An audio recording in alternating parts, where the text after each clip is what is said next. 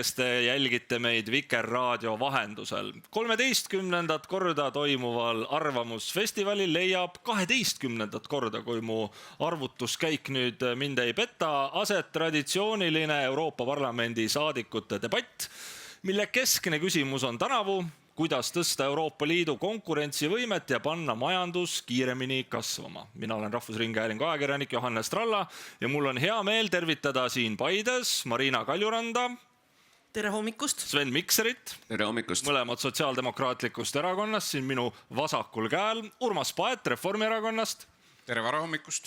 Ja ma tean, et meie poole on kiire sammuga teel ka Jaak Madison Keskerakonnast. Ja kahjuks ei saanud täna meiega liituda Jüri Ratas, Riho Terras ja Yana Toom. Igal ühel oma kahtlemata mõjuv põhjus, miks nad siin Paides olla ei saa. Mõned nädalad tagasi tõmbas Euroopa Komisjon saladuseloori Euroopa Liidu järgmise 7 aasta eelarvekavalt, mis mõjutab väga oluliselt seda, millega Euroopa Liit kuni aastani 2034 tegeleda saab. Ligi 2 triljoni euro suurune Euroopa Liidu eelarve peaks 7 aasta jooksul samaaegselt rahastama Ukraina abistamist, kaitsekulude hüppelist kasvu tooma, rohkelt investeeringuid tööstusesse ja tehnoloogiasse. Ja selleks, et teha tööstuse konkurentsivõime ja kaitsetööstuse taristu arendamiseks rohkem, tuleb mõnes valdkonnas teha tõenäoliselt vähem. Ja kuna vähesed rahandusministrid pealinnades tõstaksid hea meelega käe, kui Brüsselist küsitakse, kas te olete valmis senisest oluliselt rohkem Euroopa Liidu eelarvesse sisse maksma, soovib Euroopa Komisjon Ursula von der Leyeni juhtimisel tuua Euroopa Liidu eelarvesse ka täiesti uued tuluallikad, räägitakse heitkogustega kauplemise, süsiniku piirimaksust, kuni tubaka ja elektroonikajäätmete maksuni ja isegi Euroopa ülese ettevõtete tulumaksuni välja. Ja kogu see pakett peaks siis järgmise 2 aasta jooksul saama põhjalikult läbi vaieldud ja selle tagajärjel ühehäälselt heaks kiidetud nii 27 liikmesriigi poolt, aga loomulikult ka õnnistuse Euroopa Parlamendilt. Ja see, head sõbrad, moodustab suures osas ka meie tänase arutelu tuuma. Aga head kuulajad, jälgijad, kes te meid siin Paides või oma kodudes või kusagil Eestimaa teedel Vikerraadio vahendusel jälgite, ka teie saate vastata küsimusele Slido platvormi vahendusel ja selleks ei ole teil vaja teha muud, kui minna aadressile slido.com ja sisestada seal lehe ülaosas märksõna Euroopa tulevik. Euroopa tulevik kirjutate kokku ja sealt avaneb teile küsitlus, millisele neist teemadest peaks Euroopa Parlament esmajoones siis keskenduma ja on ka vastuse variandid. Esimene variant on hinnatõus ja elukalliduse pidurdamine või peaks Euroopa Parlament tegelema esmajoones hoopis majanduskasvu ja töökohtade loomise, julgeoleku ja kaitsega, tervishoiu ja sotsiaalhoolekandega, põllumajanduse ja toidujulgeolekuga või keskkonnahoiu ja kliimamuutustega. Need on kõik teemad, millega Euroopa Liit loomulikult tegeleb, aga kuhu peaks panema fookus ja mis peaks olema prioriteet. Slido.com platvormil ja Euroopa tulevik märksõnaga avaneb see küsitlus. Ja hea meel on tervitada ka Jaak Madissoni, kes on jõudnud Paidesse. Tervist teile, head Euroopa Parlamendi saadikud. Väike soojendusküsimus. Palun tõstke alustuseks käsi. Teeme viipekeeles esimese küsimuse. Kes usub, et Euroopa Liidu järgmine mitmeaastane eelarve sisaldab ka uusi Euroopa makse? Andke käega palun märku. Tühjus, vaikus. Marina ja Sven nagu poolde masti tõusis see käsi, aga üsna ebakindlalt. Miks, Marina, te usute, et uued Euroopa maksud ei ole osa sellest Euroopa Liidu eelarvest, mis, nagu Ursula von der Leyen ütleb, peab vastama Euroopa tulevastele väljakutsetele, peab olema suurem, ligi 2 triljonit ja ometi te ju teate, et ükski netomaksja ei taha naljalt lisamakseid tegema hakata? Ma olin kõhklev. Et ühelt poolt on sellest räägitud juba aastaid, et Euroopa Liidus võiksid olla mõned üle-euroopalised maksud. Näiteks digiplatvormide maksustamine, mis on ju kokku lepitud nii OECD tasemel, Euroopa Liidu tasemel, et me teeme selle ära, aga seda ei ole tehtud. Teiselt poolt on väga tugev vastasleer, kes ütleb, et maksud on ja jäävad liikmesriikide pädevusse, üle-euroopaliselt ei tohi makse kehtestada, kuigi Tollimaks.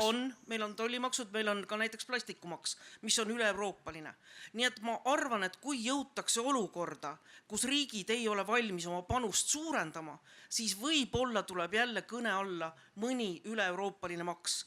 Nüüd digimaks ma saan ka sellest aru, et sellest vist on Ursula von der Leyen juba loobunud, kui ta kohtus president Trumpiga ja see oli vist üks tingimus ka selle ärikokkuleppe saavutamiseks, mis Euroopa Liidu ja Ameerika Ühendriikide vahel saavutati. Ja viimane, mis ma ütlen, et nagu ma ütlesin et nagu sa Me tunneme üksteist üsna kaua, Marina, võib nii öelda. Ütlesid, see pakett käidi praegu välja.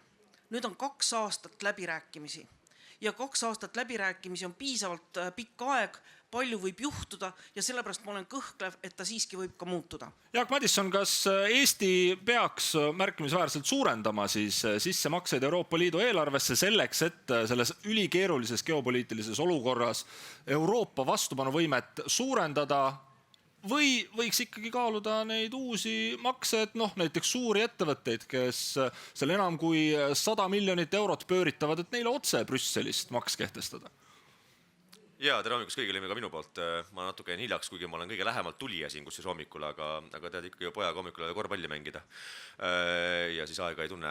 Aga see küsimuse püstitus on juba omaette paneb meid lõksu, et kas me peame suurendama sissemakseid oma riiklikust eelarvest Euroopa Liidu eelarvesse või on vaja uusi makse. No mina läheks kolmandat teepidi. Ma arvan, et von der Leyeni lähenemine, et me peame igal juhul suurendama Euroopa Liidu eelarvet selliselt massiivsel tasemel, on omaette vale lähtepunkt. Sest et arusaadav on see, et julgeolekusse tuleb panustada, aga samal ajal von der Leyeni sõnumis ei ole olnud mitte ühtegi konkreetset sõnumit, et me hakkame tagasi pöörama roheäärmuslust, roheideoloogiat, föderalismi, ülereguleerimist. Põhimõtteliselt me võiksime väga palju asju hakata tagasi pöörama, millega raha kokku hoida, aga see on siuke muidugi täna Euroopa Komisjoni von der Leyeni jaoks täiesti tabuteema. Sellest me üldse ei räägi. Ehk et kui me hakkame rääkima üldse sellest, et meil on 2 varianti, siis see on juba vale lähenemine. Ehk tegelikult lähenemine peab olema see, et kust me saame kulusid kokku tõmmata selleks, et päriselt majandus käima lükata. Sest lõppkokkuvõttes isegi julgeoleku küsimus, kui me räägime, et millele peaks Euroopa Liit rohkem tuginema, mis oli ka küsimuse püstus, et on need kliimamuutused ja jääkarude elud ja kõik kalade olukord ookeanis, või on see julgeolek, või on see majandus, või on see konkurentsivõime Hiina ja USA-ga, siis ega kõik algab majandusest lõppkokkuvõttes. Et kas me tahame või ei taha, siis isegi kui mõned hipid tahavad võidelda kliimamuutustega, siis ega see kliimamuutustega ei võitle ilma, kui su majandus on tugev. Ehk et need on omavahel seotud, et kõik algab majandusest, ehk täna peaks olema see just põhiküsimus, et kuidas me suudame tugevdada Euroopa konkurentsivõimet, mis on drastiliselt kukkunud võrreldes Ameerika Ühendriikidega, kus juures 20 aastaga on 140% rohkem kasvanud USA majandus kui Euroopa Liidu majandus.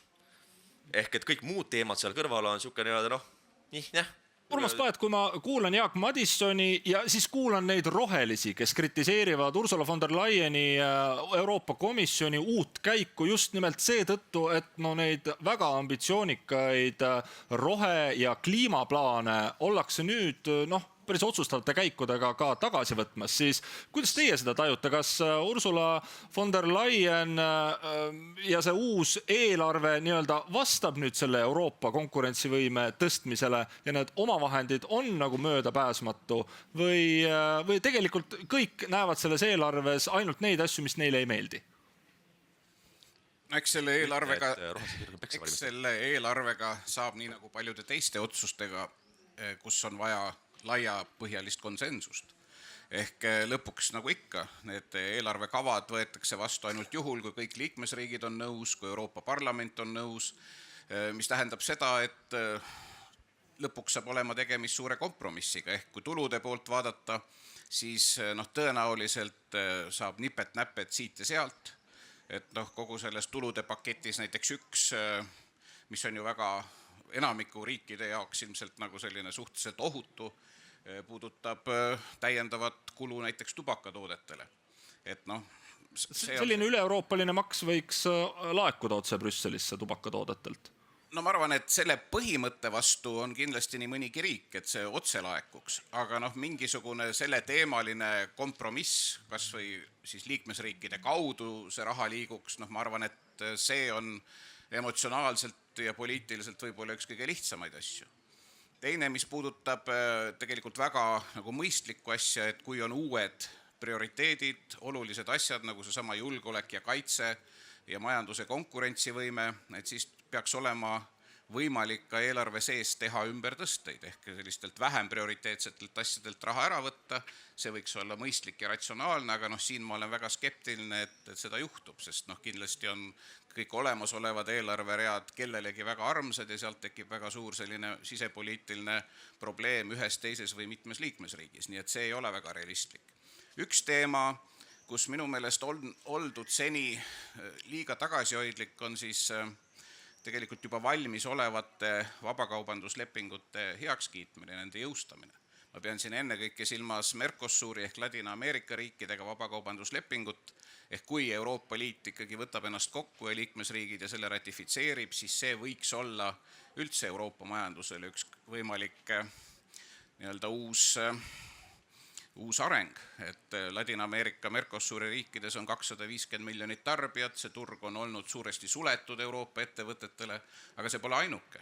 Indoneesiaga, Indiaga, Mehhikoga samalaadsete lepingute jõustamine praeguses globaalses majandusolukorras kindlasti oleks mõistlik ja annaks ka täiendava toe Euroopa majandusele, sealhulgas Euroopa eelarvele. Sven Mikser, vaadates seda eelarveprotsessi, kuidas Euroopa Komisjon sellega nii-öelda välja tuli, kaunis viimasel hetkel said väidetavalt ka teised komisjoni volinikud teada, mis täpselt Ursula von der Leyeni kaunis kitsas ringis on valmis küpsetatud, tehti päris palju kriitikat, mitte ainult siis komisjonis, aga eelkõige muidugi Euroopa Parlamendis. Kas peale poolakate ja Balti riikide kellelegi see eelarve meeldib ka? No ma arvan, et arvamusi on seinast seina isegi Baltikumis ja Poolas. Selge on, et Ursula von der Leyen on üritanud väga palju konsolideerida seda otsustusõigust ja jõudu omaenda nii-öelda kabinetti. See ei päde mitte ainult eelarve küsimustes, vaid ka laiemalt, näiteks ka erinevate komisjoni liikmete portfellides on tegelikult toimunud oluline selline kontrolli võtmine komisjoni presidendi poolt. Huvitav oli tõepoolest, kui see eelarvekava välja käidi, siis Euroopa Parlamendis nii sotsiaaldemokraatide, kes on suuruselt teine jõud, liider Irache Garcia, aga ka EPP, parlamendi suurima fraktsiooni Ursula von der Leyeni oma fraktsiooni eelarvekõneisik Sigrid Muresan Rumeeniast, peaaegu identsete kriitikanooltega kostitasid seda eelarvekava. Mis puudutab nüüd eelarve tulu poolt ja seda, kas Euroopa Liit võiks ise kehtestada uusi makse.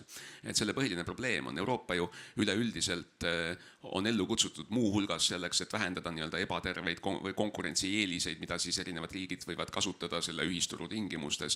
Aga maksupoliitika on tõepoolest olnud Euroopa Liidu liikmesriikide otsustada ja tegelikult iga maks, mida kehtestatakse, olgu see Euroopa tasemel või riigi tasemel või ka kohalikul tasemel, et see ju lõppude lõpuks tuleb maksumaksja taskust. Ja loomulikult, kui Euroopa Liit kehtestab üle-euroopalised maksud, mis laekuvad otse Euroopa Liidu ühisesse eelarvesse, siis see tegelikult vähendab seda potentsiaalset maksubaasi, mida on liikmesriikidel võimalik kasutada. Nii et see, et liikmesriigid on väga keerulised, on iseenesest mõistetav. On püütud otsida, nagu ka Marina viitas, neid allikaid, mida siis nii-öelda liikmesriigid ühekaupa ei saaks justkui kasutada tulu genereerimiseks. Aga need tulevad siis kusagilt mujalt mõne teise maksumaksja taskust, näiteks Ameerika digihiidude käest. Ja kui me vaatame praegu käimas olevaid siis protsesse, mis puudutavad nii-öelda vabakaubandust globaalselt, siis Ameerika president on ju andnud olulise tagasikäigu sellele aastakümneid kestnud nii-öelda vabakaubanduse edenemisele, mis niigi oli juba karidele jooksnud. Ma loodan, et me jõuame sellest ka tänase arutelu teises pooles rääkida. See lihtne ei saa olema, jah. Aga on mõnes mõttes tähelepanuväärne, et mitte üksnes 2 Euroopa Parlamendi suurimat fraktsiooni, siis konservatiivid ja sotsiaaldemokraadid kritiseerisid seda eelarvet, kui see välja tuli, aga seda eelarvet kava kritiseeris ka tegelikult Saksamaa. Ursula von der Leyen, endine kunagine Saksamaa kaitseminister, kahtlemata omab väga häid kontakte ja otseliini Berliiniga ja olgem ausad, ei ole väga suurt jumet ühelgi nii-öelda eelarvekaval, millel ei ole suurimate liikmesriikide toetust, nii et näib, et et Ursula von der Leyen on väga jõuliselt ikkagi oma visiooni välja pakkunud. Kui palju sellest alles jääb, on nüüd suur küsimus. Ja kõik, kes juulikuu keskel ei ole Euroopa Liidu 7-aastase eelarvekavaga tutvunud, ma mõistan teid. Ma teen väga põgusa ülevaate lihtsalt, millised traditsioonilised eelarveread siis vähenevad. Kõigepealt ühtekuuluvuspoliitika eelarvekava järgi väheneb 12%, põllumajanduspoliitika 85 miljardit eurot vähem 7 aasta peale väheneb umbes 22%. Samas mõned read kasvavad hüppeliselt, näiteks Euroopa ühendamise rahastu kasv on pea 50%. Raha, millest muuhulgas ehitatakse ka Rail Balticut. Horizon, Euroopa teadus- innovatsiooniprogramm tõuseb 83%. Euroopa Komisjon on seda ka varasematel mitmeaastase eelarve läbirääkimistel proovinud oluliselt tõsta. Tavaliselt liikmesriigid saevad selle läbirääkimiste käigus oluliselt vähemaks. Euroopa konkurentsivõime fond, täiesti uus fond, 409 miljardit eurot on komisjoni presidendi nägemuses tulemas. Julgeolek ja kaitse kasvab sõltuvalt sellest, kuidas te loete, kas ka kosmosetööstus on osa kaitsetööstusest, kasvab siis kas 5 kuni 10 korda 131 miljardi euroni. Nii et märkimisväärsed erinevused. Marina, on see paratamatu, et järgmises Euroopa Liidu eelarves me näeme vähem raha teedeehituseks, haiglate ehituseks ja ka põllumeestele otsetoetusteks, sest et Euroopa Liidu väljakutsed lihtsalt on muutumas? Sa nimetasid praegu numbreid ja protsente, aga tegelikult selle eelarve puhul on minu arust Ursula von der Leyen pannud väga palju sõltuvusse ka liikmesriikide reformid, liikmesriikide käitumise ja sellest hakkab väga palju sõltuma, kui palju liikmesriigid Euroopa Liidu eelarvest ka raha saavad nendest samatest fondidest, mida sa nimetasid. Kusjuures sa ei nimetanud sotsiaalfondi. Mis oli ka sotsiaaldemokraatide üks jämedalt maha maalitud punane joon, eks ole? Ja see oli üks joontest, kui oli Ursula von der Leyeni umbusaldamine Euroopa Parlamendis. Sotsiaaldemokraadid ei oleks umbusaldamisega kaasa läinud. Küsimus oli, kas minnakse saalist välja või ollakse neutraalsed, ei hääletata üldse. Aga väga suur küsimus oli sotsiaalfond, et kui me räägime kaitsest, kui me räägime majandusest, kõik on õige, aga me ei saa ära unustada ka hakkamasaamist, töösuhteid, haridust, võrdsust, just inimeste hakkamasaamise ja seda poolt. Sotsiaalfond olevat nüüd tagasi lülitatud eelarvesse, summat keegi ei tea. Ja tegelikult on väga suure reeglina on olnud sotsiaalfond ikka päris märkimisväärne osa Euroopa Liidu eelarvest. Aga võib ma kommenteerin ka, mis siin vahepeal oli jutuks, rohepööre, mida vist Jaak nimetas ikka veel rohehulluseks. Siis siin on minu arust kahepalgelisus selles, et ühelt poolt ei ole Ursula von der Leyen ega tema komisjon taganenud mitte grammigi nendest eesmärkidest, mis on võetud. Siiamaani raiutakse kliimaneutraalsus 2050. Ja siis on vastu võetud üksikuid akte. Nende üksikute aktide puhul põhjendatakse, et vähendatakse bürokraatiat. Arusaadav, bürokraatia vohab Euroopa Liidus, bürokraatiat tuleb vähendada. Aga kas nad ka tegelikult neid rohe eesmärke vähendavad, seda näitab tulevik. Seda täit selgust täna ei ole. Ja võib-olla ka vabakaubanduslepingute kohta, mida Urmas ütles. Euroopa Liit täna tegutseb tegelikult alla oma võimete. Kui me vaatame Euroopa Liidu majandust, rahvaarvu, SKT-d, nad on üks võimsamaid majanduspiirkondi maailmas. Ja tegelikult me räägime läbi nii, et me saame sisse ühe obaduse teise järel. Ja nii kaua, kui me ei suuda ühiselt tegutseda, ühtse turuna, ühtse kapitalituruna, vähese bürokraatiaga, me ei suudagi teistega läbi rääkida nendel alustel, nagu teevad riigid, kus on siis ühtne poliitika ja ühtsed alused. Selles komisjoni koosseisus on ka kaitsevolinik. Urmas Paet, mida tegelikult selle 131 miljardi euro eest Euroopa kaitses järgmise 7 aasta jooksul ära teha võiks? See ei ole ju raha, mille eest ostetaks liikmesriikidele tanke või laskemoona, aga milleks raha mõeldud on? Kõigepealt ma sooviks tõesti näha, et see summa nende eelarvekõneluste käigus oluliselt ei kahane, sest ikkagi retoorikas ju mitu aastat on olnud see arusaam, et lõpuks Euroopa tervikuna, sealhulgas Euroopa Liit peab oma kaitsesse hakkama adekvaatselt panustama ja suur raskus on selles osas muidugi liikmesriikidel, kuna ka kaitse, Euroopa Liidus on ju siiamaani õiguslikult liikmesriikide pädevus ja Euroopa Liit tervikuna saab teha neid asju, milles need samad 27 liikmesriiki siis kokku lepivad. Nüüd, kui vaadata neid kaitsekulutuste siis sihtmärki või kuhu seda raha panna, siis kõigepealt see on, 7-aastane eelarveperspektiiv. Ehk ma tahaksin väga loota, et selles osas ka selle kaitsekulude reaalse rakendamise puhul vaadatakse seda tegelikku olukorda, mis siin lähematel aastatel Euroopa julgeolekuga ja üldse maailmaga juhtub, et selles mõttes seda ei raiuta lõplikult kivisse, täna võib-olla mingites asjades 10 aastat ette. Aga tänase seisu pealt vaadates see raha peaks stimuleerima Euroopa Liidu kaitsetööstust selles osas, et kui erinevate liikmesriikidel on ühiseid kaitsetööstuslikke projekte, siis üks osa sellest rahast peaks stimuleerima seda, et need riigid teeksid senisest rohkem koostööd, et Euroopa kaitsetööstus oleks tõhusam, oleks efektiivsem ja konkurentsivõimelisem ka muu maailma silmis. Tänase seisuga see siiski tähendab ka seda, et Ukrainat on vaja sõjaliselt toetada, nii kaua kuni see sõda seal kestab ja ei ole adekvaatset lahendust leitud. Me ei tea, mis on selles kontekstis, aastate pärast, aga tänases vaates see kindlasti nii on. Siis see võiks ja peaks puudutama ka selliste ühiste vastutusalade edasiarendamist, nagu näiteks seesama küberkaitse temaatika, nagu seesama kosmoseprogramm, sealhulgas siis kaitse aspektid ehk need, kus ei ole mõistlik igal riigil omaette asja ajada, vaid hoolimata sellest, et kaitse on liikmesriikide pädevus, on mõistlik tegutseda riikidel üheskoos ühe, teise või kolmanda programmi arendamisel ja tänase seisuga, kus need kokkulepped on küber ja kosmos. Jaak Madison, kas me tegelikult peaksime kirjutama alla sellele Ursula von der Leyeni eelarve ettepaneku osale, mis ütleb, et midagi pole teha nendest traditsioonilistest Euroopa Liidu eelarve kõige suurematest sammastest, ühtekuuluvus ja põllumajandus peab muutunud maailmas, muutunud julgeolekukeskkonnas, võtma raha vähemaks, põllumehed peavad leppima vähemaga, haiglaid ja koole me renoveerime edaspidi Euroopa Liidu raha eest vähem ja me panustame rohkem ka Euroopa ülestesse kaitseprojektidesse? Ei, kindlasti mitte, kuna mina ei ole hääletanud mitte kunagi von der Leyeni ametisse nimetamise poolt, mina olin tema umbvalsele poolt, seega ilmselgelt ma ei hääleta ka mitte kuidagi või ma ei kirjuta mitte kuidagi alla ka tema ettepanekul eelarve koha pealt.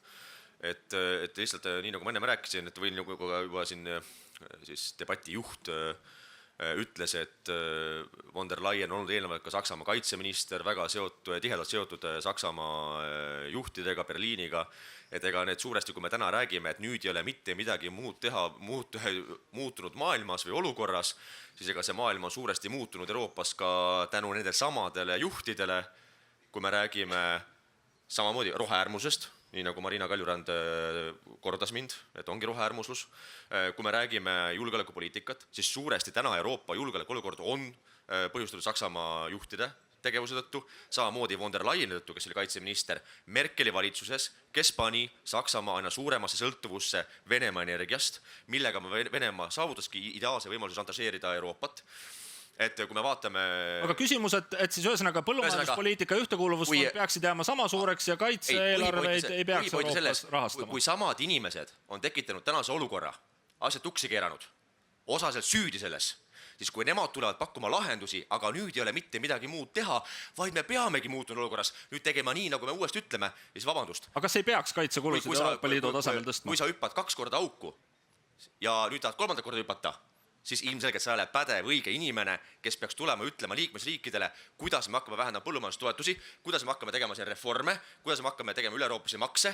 Kui sa oled selle asja tekitanud, siis viimane asi, mida sa tuled ütlema, on see, kuidas me hakkame ennast ümber tegema. Vabandust, sa oled ebakompetentne, kui sa oled veel kriminaaluurimise all seoses Pfizeri skandaaliga üle 60 miljardi euro Euroopa maksumaksja raha kulutamisega ja sul pole enam sõnumeid, et sa chatisid WhatsAppis selle tegevjuhiga, oled kriminaaluurimise all Belgias, siis see inimene on viimane, kes tuleb ütlema, et me hakkame põllumeeste raha vähemaks võtma. Et see debati olemus juba läheb nagu vales suunas, kui me hakkame üldse debateerima selle üle, et noh, äkki me peaksime ikkagi kuulama seda ettepanekut, äkki see on mõistlik. Ei, see inimene peaks vangis olema. Vabandust, aga see on vale inimene, kes hakkab... Aitäh, Jaak. Sven?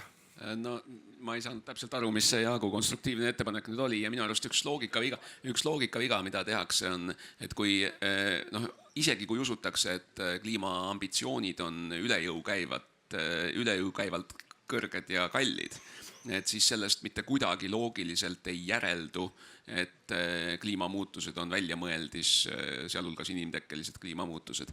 Aga see on miski, mida seal paremalt servalt tihtipeale kuuleb ja see on loogiline uperpall. Ma arvan, et see eelarvekava ei saa liikmesriikidelt, ei leia vastuseisu mitte ainult põhjusel, et need frugaalsed või range eelarvedistsipliiniga netomaksjad ei taha rohkem maksta, vaid ka kindlasti olulise põllumajandussektoriga riikidelt, kes on väga jõuliselt vastu ja põllumehed on väga võimas lobi, nii et ma arvan, et ka siin tuleb ilmselt teha komisjonile märkimisväärseid järeleandmisi, aga lisaks ka mitmed liikmesriigid on väljendanud väga suurt muret regionaalrahade vähenemise üle ja kogu Euroopa Liidu toimimise üks aluspõhimõtteid, see ühisturu terviklikkuse loogika ju põhineb sellele, et arengu erinevusi tasandatakse. Ja kui nüüd sellest ambitsioonist loobutakse, siis sellel on kahtlemata väga otsesed ja vahetud mõjud ühisturu toimimisele. Aga mis kaitset puudutab, siis hiljuti ju NATO tippkohtumisel lepiti kokku ja NATO Euroopa ja Euroopa Liidu liikmete vahel on ju oluline kattuvus. Lepiti kokku, et neid traditsioonilisi mõõdetavaid kaitsekulusid suurendatakse järgmise 10 aasta jooksul 3,5% SKT-st. Et see põhiosa kaitsevõime loomisel ja arendamisel jääb jätkuvalt liikmesriikide kanda ka Euroopa Liidus. Need ühised tegevused on tegelikult suunatud mitte niivõrd selle otseselt vahetult kaitsevõime loomisele läbi kaitsehangete, läbi võimeloome, mis toimub liikmesriikides, vaid ikkagi sellele, et Euroopa Liidul püsiks konkurentsivõime kaitsetööstuse sektoris. Et meil oleks meie oma tööstus oleks võimeline tootma neid võimeid, mida siis liikmesriigid täiendavate kaitse-eelarve vahendite eest hakkavad ostma. Ja see on ka väga suur väljakutse ja ma arvan, et tegelikult me näeme jällegi selles globaalses vabaturuvaidluses ja vabaturu tagasikeeramises tegelikult kindlasti saab olema ka märkimisväärne surve sellele, et Euroopa Liit ei oleks isolatsionistlik oma liitlaste suhtes. Et loomulikult meie asi ja siin on, ma arvan ka, olen Marinaga nõus, et komisjon tegelikult ja Euroopa Liit tervikuna on mänginud alla oma võimete, et me ei ole tegelikult suutnud ennast kehtestada selle ühise jõuna. Loomulikult meil ongi probleem, et näiteks kaitsehangete puhul Ameerika Ühendriigid toimivad föderaalriigina, mida nad ka on. Föderaalvalitsus loob kaitsevõimet. Euroopa Liit toimib siin siiski erinevalt paljudest teistest poliitikavaldkondadest suhteliselt sellise lõdva ühendusena, kus ikka liikmesriikidel on väga-väga suur autonoomia ja iseotsustusõigus. Ja eks me näeme, kas need liikmesriigid tegelikult kasutavad neid samu instrumente, mille Euroopa Liit on loonud alates siin ühiste kaitsehangete programmist, alates Euroopa kaitsetööstuse implementeerimise programmist, nendest laenuinstrumentidest, mis on ka väga erineva atraktiivsuse määraga erinevatele riikidele. Näiteks Saksamaa saab turult laenata soodsamalt kui sellest Euroopa Liidu ühisest vahendist. Poola saab kindlasti sellest Euroopa Liidu ühisest eelarvevahendist või sellest laenuinstrumendist tunduvalt soodsamalt, kui ta turult suudaks laenata. Ja siit ka küsimus, kui tööstus- ja konkurentsivõime fond paisutatakse väga suureks, nii nagu Ursula von der Leyeni eelarve ettepanek seda ette näeb, siis kas sellest saavad kasu pigem Lääne-Euroopa suurtootjad? Juttu on olnud tõesti ka Poolast näiteks, kes on tõesti kasvamas Euroopa üheks suurimaks majanduseks, või on siin ka tegelikult Eesti ettevõtetel võimalus selles suures mängus kaasa lüüa? Marina? Ma arvan, et kindlasti on. Aga midagi pole öelda, Euroopa Liidus sõltub väga palju lobistamisest.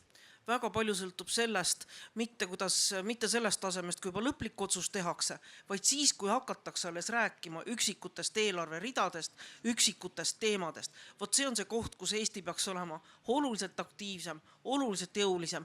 Mitte selliselt, et kui see otsus on kuskil keskmisel tasemel tehtud, siis Brüssel ütles, mida te peate tegema. Ei ole nii. Brüssel oleme ka meie istume seal laua taga ja me peame juba algusest peale suutma oma projekte paremini sisse lükata. Ja ma arvan, et Rail Baltic, mõnes mõttes on ta hea näide, mõnes mõttes on ta halb näide. Ta on vindunud nii palju aastaid, kuid paistab, et jah, et nüüd muutunud julgeolekuolukorras saab ta ka Euroopa Liidu kui terviku ja komisjoni poolt suurema tõuke ja suurema tõenäosus, et ta ikkagi valmis saab. Sest Eesti võib ju lobistada, kui teised partnerid kaasa ei tule, siis üksi me seda Rail Balticut ei ehita. Nii et väga palju on sellist, mida me saame ise teha, mida saame paremini teha. Aga ma ütleksin veel ka selle ühisturu kohta. Me räägime väga palju konkurentsivõimest ja konkurentsivõime puhul, kus me praegu kaotame? Me kaotame seal, et mängitakse ühte riiki teise vastu. Kõik räägivad Euroopa Liidu ühtsest turust, aga niipea, kui hakatakse konkreetseks minema, kauplevad kõik endale erandeid. See on näha ka näiteks Ukraina sanktsioonide puhul, ma ei tea, palju pakette on vastu võetud, 20+ paketti, see number läheb juba meelest ära, iga kord rida erinevusi. Kes tahab teemanteid välja saada, kes tahab naftat välja saada, liikmesriigid seisavad nii väga oma enda huvide eest, mis on arusaadav, aga Euroopa Liidu konkurentsivõime ei saagi suureneda, kui 27 seisavad enda huvide eest ja ei ole valmis kokku leppima, kus tegutsetakse koos. Nii kaua, kui me laseme mängida ühte liikmesriiki teise vastu, me ei olegi konkurentsivõimelised ja see fond võib olla ükskõik kui suur, aga me ei suuda sellega ära teha nii palju, kui me peaks tegema. Urmas Paet, kas kuulates siin ka Eesti valitsuse, isegi juba 2 järjestikuse valitsuse ministrite sõnumeid, et miks me ei saa oma energiamajanduse arengukavaga ikkagi täpselt edasi liikuda, miks me veel ei tea, kas meretuulepargid on osa Eesti energeetika tulevikust või mitte, siis kas nüüd see uus Ursula von der Leyeni eelarvekava, kus on see tööstuse ja konkurentsivõime arendamisele pandud ikkagi olulised rahasummad taha, annab meile siis ka mingi kindluse ja selguse, et Eesti tööstus ja majandus ja energeetika liiguvad helge tuleviku suunas või tegelikult on need instrumendid disainitud suurematele? Selge on see, et suurematel on sealt muidugi lihtsam saada toetust, sest neil on juba ette näidata, sellepärast nad suuremad ongi, et neil juba asjad toimivad ja mitte ainult Euroopa Liidu sees, vaid ka, mis on praegusel ajal eriti oluline, üle maailma, globaalselt. Kui me Eestist räägime, siis on ju selge, et meie majandus ju jätkuvalt on väga ekspordi sõltlik, ehk eksport on väga oluline, nüüd on küsimus, mida ja kuhu, eks ole, Eesti suudab eksportida. Ja siit on ka otsene seos sellesse uude fondi. Et üks Eesti ekspordi muresid on olnud ju see, et meil enamik läheb siia samasse naaberriikidesse ja kui nendes naaberriikides on mingi probleem, siis see otseselt mõjutab ka Eesti majanduse seisu. Ehk kuhugi ei ole kadunud seesama vajadus, et Eesti ettevõtlus muidugi soovitavalt koos valitsuse ja riigi toega ikkagi peaks palju järjekindlamalt üritama liikuda teistele turgudele. See on ka põhjus, miks ma kohe meie jutu alguses neid vabakaubanduslepinguid nimetasin, et see loob ka uusi võimalusi Eesti ettevõtetele. Ja kui ma ka vaatan, eks ole, käies ka hiljuti näiteks seal erinevates Ladina-Ameerika riikides selle sama Mercosuri leppe valguses, et siis tegelikult ka täna isegi ilma selle vabakaubanduslepinguta on näiteks Soome väga jõuliselt esindatud mitmes Ladina-Ameerika riigis. Jah, ta on meist mõnevõrra suurem, aga mitte nii palju suurem. Jaak Madisson, kas... See on otsene seos ka sellest, kui hästi või halvasti me suudame seda tulevikufondi kasutada, kui rahvusvaheline tegelikult meie tööstuse ja ekspordi mõõde on. Jaak, kas selle eest olete valmis Ursula von der Leyenit kiitma, et ta ikkagi tööstuse konkurentsivõime seab prioriteediks ka järgmises eelarve raamis? Ma sean ka prioriteediks maailma päästmise ja maailma rahu igas maailma nurgas, aga küsimus see, et mis see plaan on. Et mis on see minu strateegia selleks, et tagada, et kodusõda enam ei käiks Sudaanis, selleks, et lõpeks sõda Ukrainas. Et loomulikult, et ilmselgelt ma võin alla kirjutada sellele eesmärgile, mida von der Leyen ütleb, et tööstus ja konkurentsivõime on oluline. Ja kui me räägime sellest, et Euroopa on üks suuremat turge maailmas, muidugi on. Ütleme, Euroopa Liidus on 430 miljonit elanikku, kellest väga suur on ostujõulsed. Muidugi Eesti inimene on aina vähem ostujõulsem, aga see pole mitte isegi enam Brüsseli või von der Leyen süü, vaid see on meie enda siis tarkpeade süü, nagu Jürgen Ligi ja teised. Aga kui me vaatame jällegi meie konkurentsivõimet võrreldes USA või Hiinaga, siis meie konkurentsivõime langeb pidevalt. See on ajas langenud viimased aastakümned ja langeb edasi. Kas see eelarve ettepanek keerab nüüd asja õiges suunas? see on liiga üldsõnaline veel, me ei tea seda, meil ongi läbirääkimise küsimus, nii nagu kolleegid on öelnud väga õigesti, et nüüd on küsimus see, et kes lobistab rohkem ja lõpuks mille eest iga liikmesriik võitleb. Et ma tahaks ka väga näha, ütleme, et kui ECOFIN ehk rahandusministrite nõukogu tuleb Brüsselis, kus hakatakse arutama siis Euroopa Liidu rahalist olukorda, et mis sõnumiga läheb Jürgen Ligi, kuigi noh, ma ei ole üldse kindel, et ta peaks minema sinna, või Michal, aga üldiselt, et mis on see teema, mille pärast Eesti võitleb. Et loomulikult me peaksime nagu toetama seda eesmärki, et me suurendame tööstust ja konkurentsivõimet, aga mis on need konkreetsed sammud? Üks samm peaks olema kindlasti see, ütleme, et me vähendame bürokraatiat, regulatsiooni. Me ei peaks avama veepudelit siin samas laua peal niimoodi, et korki küljest ära ei saa. Kas te proovisite avada seda veepudelit? Kui proovisin ja minu meelest see rikub Euroopa Liidu direktiivi. See kork tuleb sealt küljest ära. Ja see ei ole ainult teie pudel. Ma mõtlesin, et Jaak Madissonil on pandud selline pudel, kus saab korgi lihtsa vaevaga ära keerata, et te oleksite natuke paremas tujus tänasel debatil, aga kõigil tulevad need korgid ära.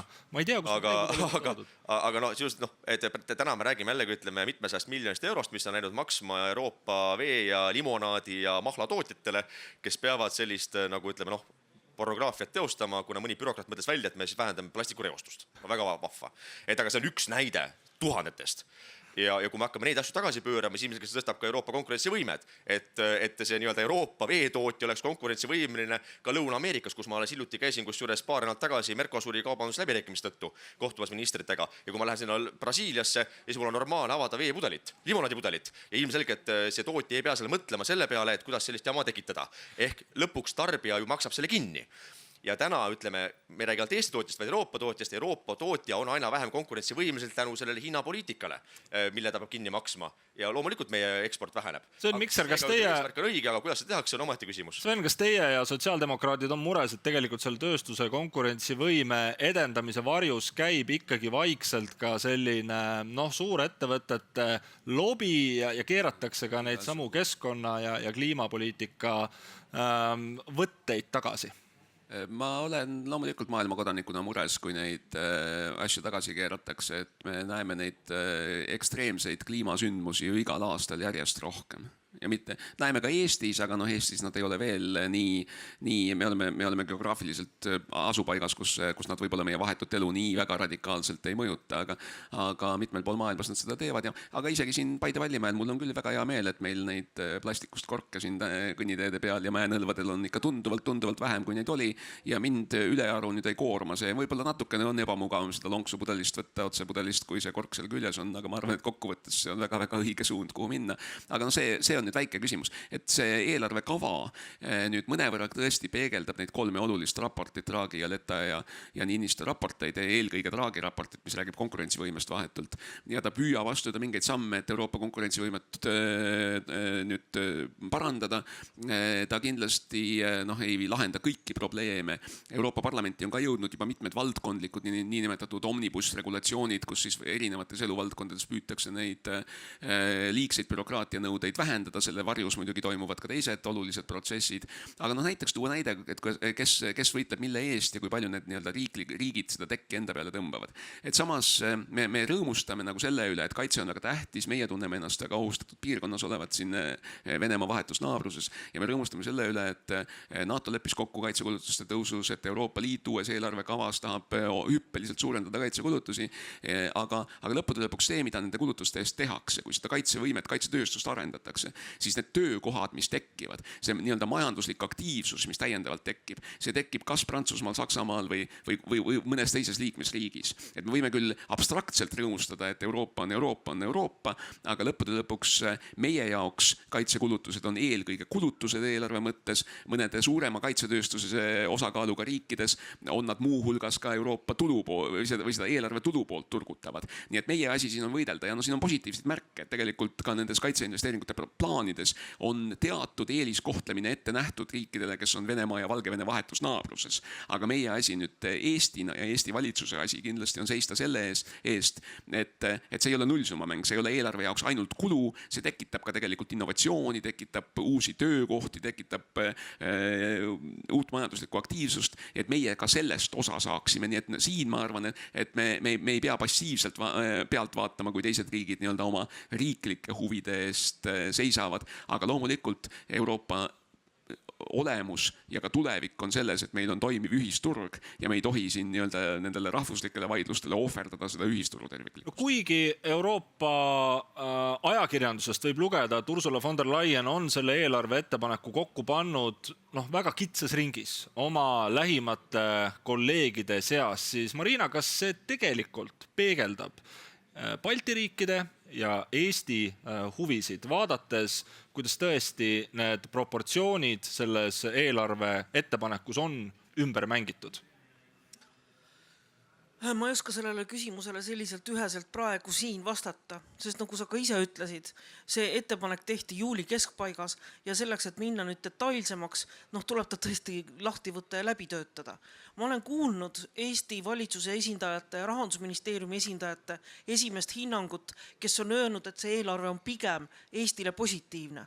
Aga jällegi, selleks, et öelda, et jah, see on parem kui eelmine, ma ei ole valmis seda praegu tegema, et kindlasti läbirääkimised alles algavad, läbirääkimised kestavad 1,5 aastat.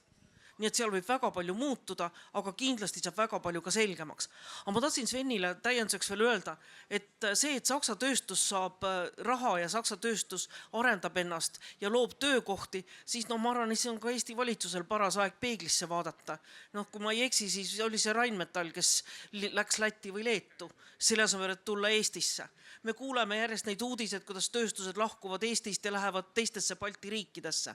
Nii et meil on võimalus ka sakslastele eraldatud rahadega luua oma inimestele töökohti, mida me alati paraku kasutanud ei ole. No ja vähemalt 1 aasta kaitsetööstuse ettevõtteks nimetatud Eesti kaitsetööstusettevõtte teeb Rheinmetalliga väga aktiivset koostööd. Nii et mingi osa ka sellest rahast ikkagi aga tehas ei ole Eestisse kaudselt jõuab. Urmas Paet, mis ikkagi on need punktid selles uues eelarve ettepanekus, kui nüüd natuke välja suumida, mida peaks väga terava tähelepanuga Eesti jälgima, kus meie huvid väga selgelt on mängus? Või me võime sellele Euroopa Komisjoni versioonile tegelikult rahulikult alla kirjutada, öelda, et see on üks hea ettepanek? No ütleme jah, et kui vaadata seda kulude poole ettepanekut, et missugused eelarveread, mida siin saatejuht ennem ette luges, kasvavad ja kui palju kasvavad, siis ma arvan, et see meie põhihoiakuga läheb kokku küll. Et seesama, et Euroopa kaitse teema ei ole ainult jutt, vaid sinna peab ka tulema taha reaalne tegu, ehk eelarve puhul tähendab see raha ja eriti tore oleks tõesti see, kui ka Eesti oma pingutuse tulemusel osa nendest rahadest tuleks ka Eesti oma kaitsetööstuse arendamisse, kes suudab teha siis head ja adekvaatset koostööd teiste Euroopa ettevõtetega. Nii et kõik, mis puudutab seda kulude poolt, peale kaitsega need samad infrastruktuuriprojektid, siin ju selle sama Rail Baltica pärast on olnud mure, kuidas seda edasi rahastatakse, mis saab ja kõikvõimalikud muud ühendustega seotud teemad, mis Euroopa äärealadel olijatele kindlasti on väga olulised. See, kus on tegelikult see küsimärk, on pigem see sama eelarve siis tulude pool. Et see, millest me oma juttu alustasime, et kus see, ma arvan, tänase seisuga kulude mõttes Eesti jaoks päris kena pilt tegelikult kokku tuleb. No tulude poolelt on ju kena, kui Jürgen Ligi ei pea vaevama, kuidas tõsta Eesti sissemakseid, vaid need võetakse uutest omavahenditest Euroopa Liidule. 50 miljardit aastas suurusjärgus loodab Ursula von der Leyen vist nendest uutest omavahenditest saada. Esialgu võib-olla ei ole eelarve proportsioon arvestades väga suur summa, aga pretsedent uute Euroopa üleste maksude loomisel avab ju tegelikult Euroopa Komisjonile teatava võimaluse tulevikus seda omavahendite hulka märkimisväärselt suurendada ja niimoodi tegelikult liikmesriikide valitsuste heast tahtest või soovist Euroopa Liidu eelarvesse panustada ka veidi mööda minna. Kas see on suund, mida Eesti peaks toetama? Ma arvan, et siin see ettepanek tulebki selles mõttes lahti võtta täiesti pulkadeks ja seal on asju, mida tasub ilmselt toetada ja on asju, mida ei saa toetada. Aga see on põhimõtteliselt päris oluline muutus, eks? See on väga oluline muutus ja seetõttu ma arvan, väga paljud ongi selles mõttes skeptilised, et kas sellele muutusettepanekule tuleb tegelikult see toetus. Ehk see ongi miks see suhtumine sellesse eelarvesse, ma arvan, ka Eestis on tegelikult ettevaatlik, on see, et isegi kui see kulutamise pool meeldib, siis küsimus on selles, et mis sealt tegelikult alles jääb, kui hakatakse ikkagi tegema otsuseid, et kus see eelarve siis kokku peaks tulema.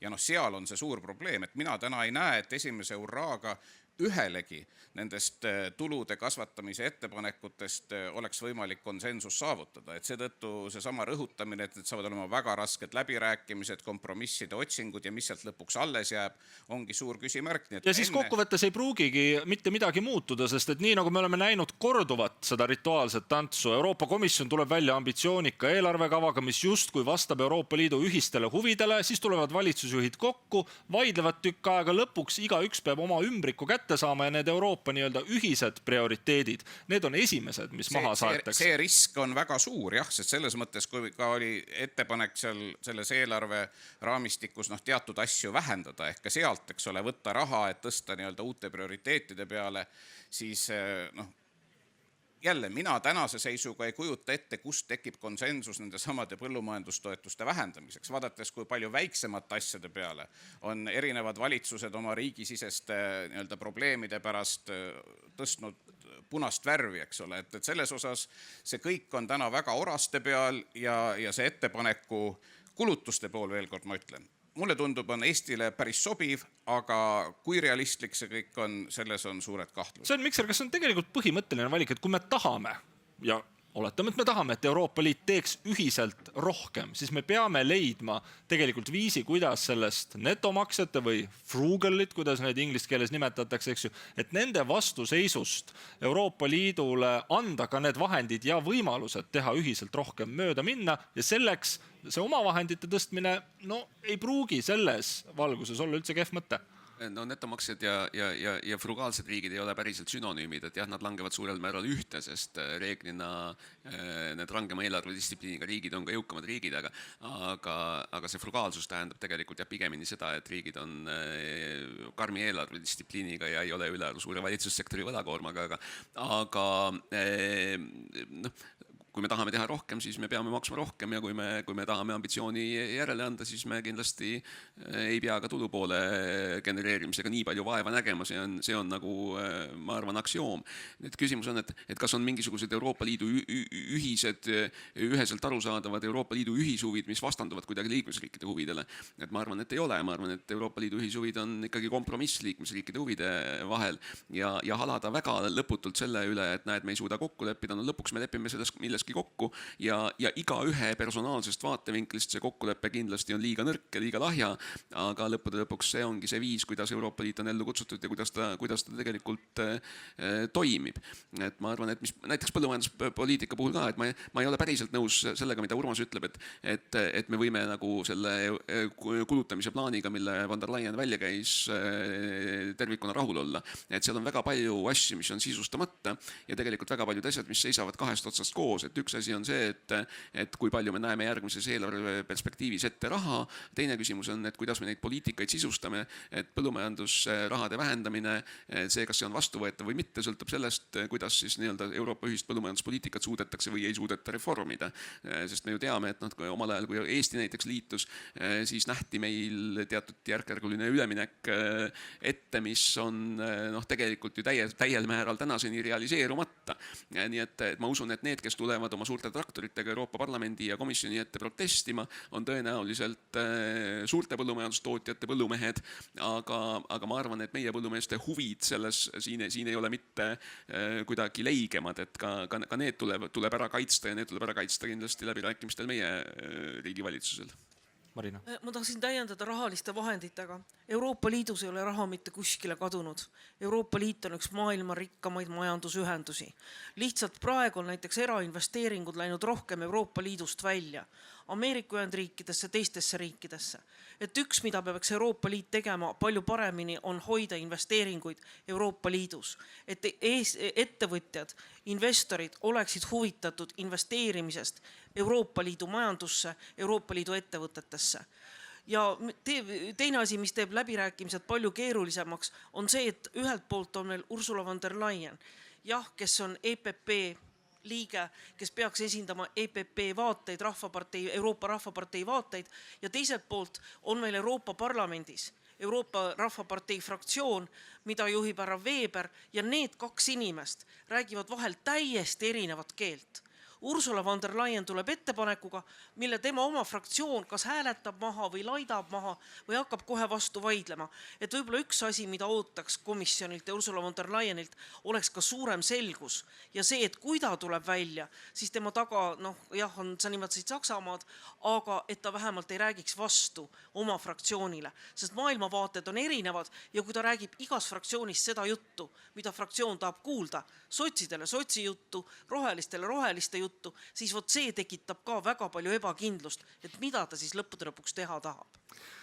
No aeg siin Paides läheb väga kiiresti heas seltskonnas. Sel suvel on toimunud loomulikult rahvusvahelisel areenil, kus Euroopa Liidu huvid on väga vahetult ja otseselt kaalul, ka teisi sündmusi peale Ursula von der Leyeni 7-aastase Euroopa Liidu eelarve ettepanekuga välja tulemist. Üks neist kohtumistest, mis hiljuti aset leidis Donald Trumpi ja Ursula von der Leyeni vahel, on pälvinud ka väga elavat vastukaja, mõjutab kahtlemata märkimisväärselt Euroopa Liidu konkurentsivõimet rahvusvahelisel areenil meie suurima kaubanduspartneri USA-ga. Jaak Madison, kas Ursula von der Leyen kapituleerus Donald Trumpi ees, kui ta nõustus 15% tollitariifidega, või oli see vastupidi geostrateegiliselt väga tark otsus, lubades USA tarbijatel maksta edaspidi Euroopa Liidust imporditavate toodete eest 15% rohkem ja vältides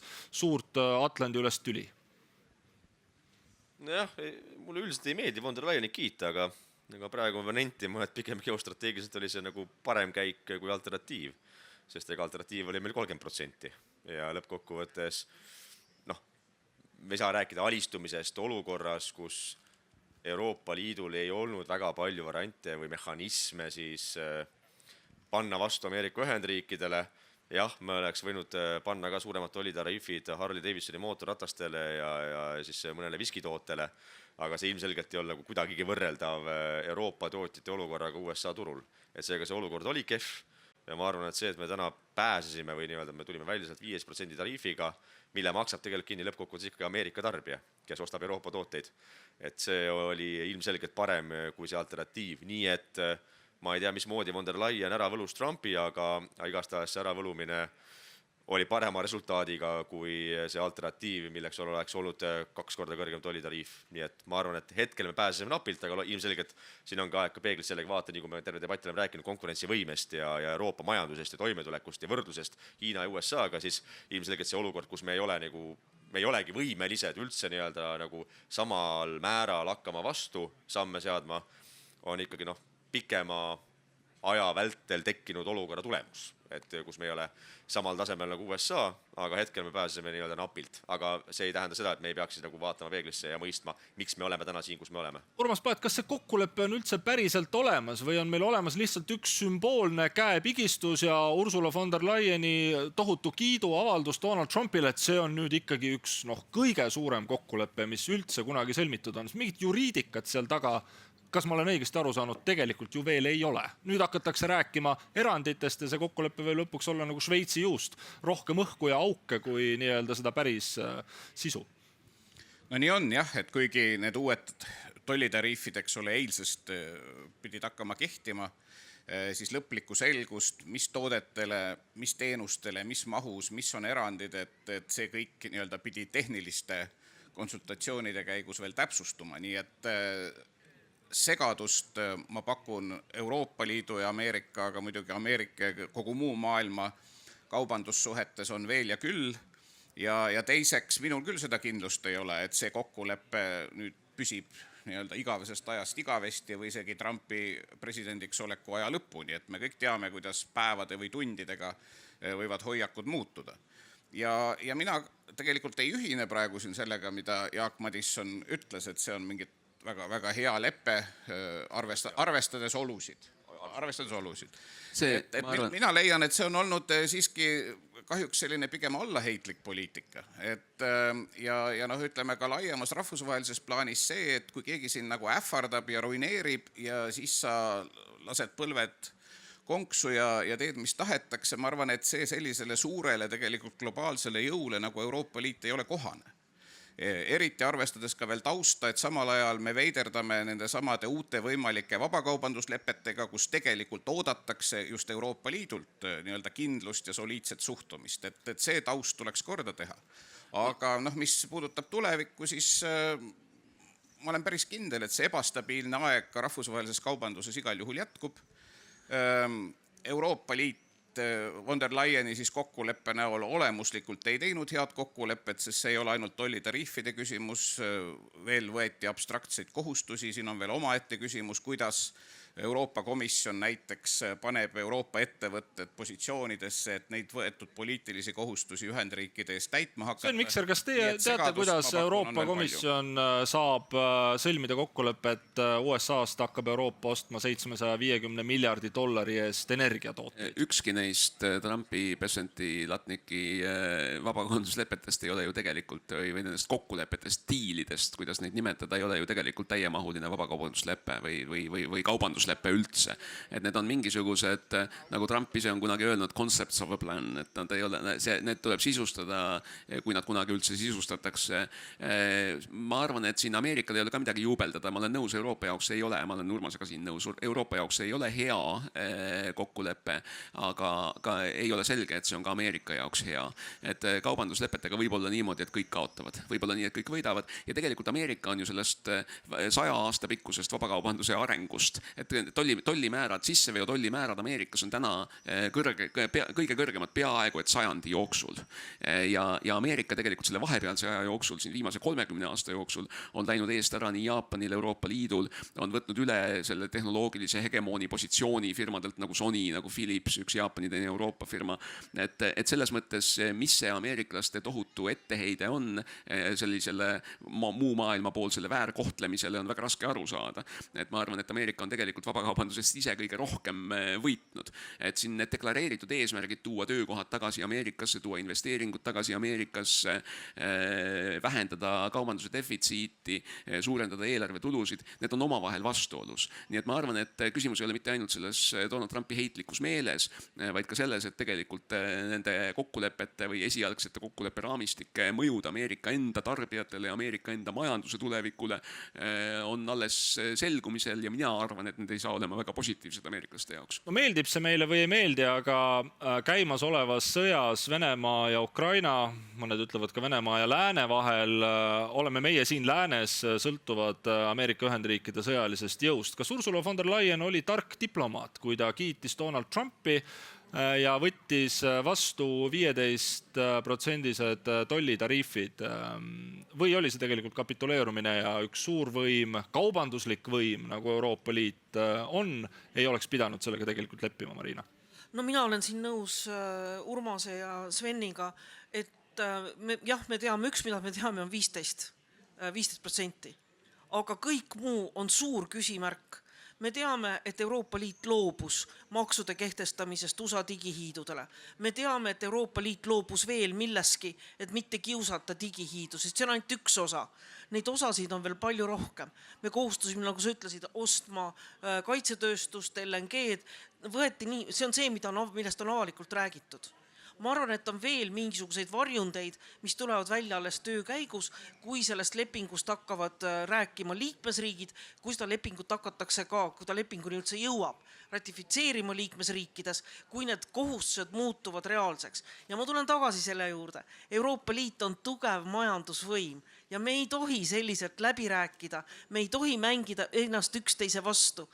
Kaubandussuhetes, nii nagu ka julgeolekupoliitikas, kaitsepoliitikas, me peame kokku hoidma, ainult siis on Euroopa Liidus tugevus ja ainult siis me saame võrdsega Ameerika Ühendriikidega rääkida.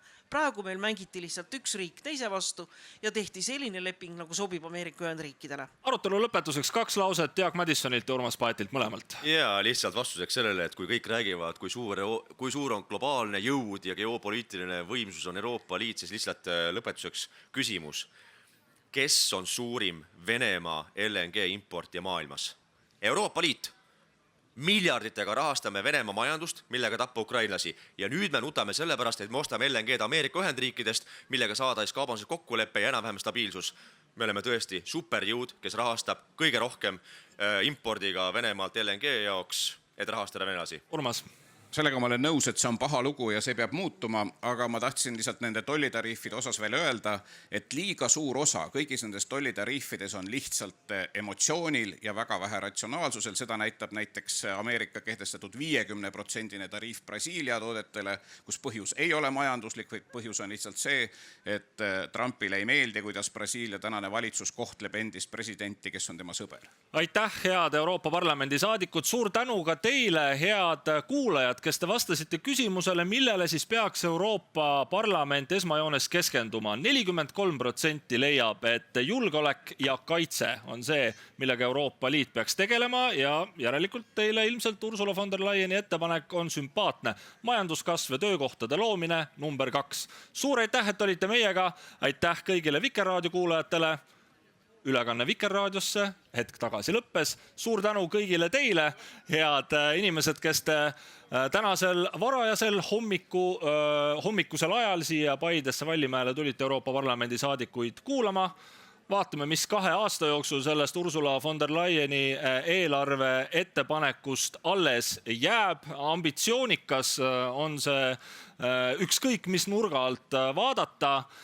Igal juhul on meil põnevad arengud ees ka loomulikult järgmisel nädalal, kui Donald Trump ja Vladimir Putin peaksid kohtuma, et arutada võimalikku relvarahu Ukrainas. Ka sellest oleks teiega loomulikult erakordselt põnev rääkida, mida sellelt kohtumiselt oodata, aga jäägu see mõneks järgmiseks korraks. Aitäh teile selle vestluse eest!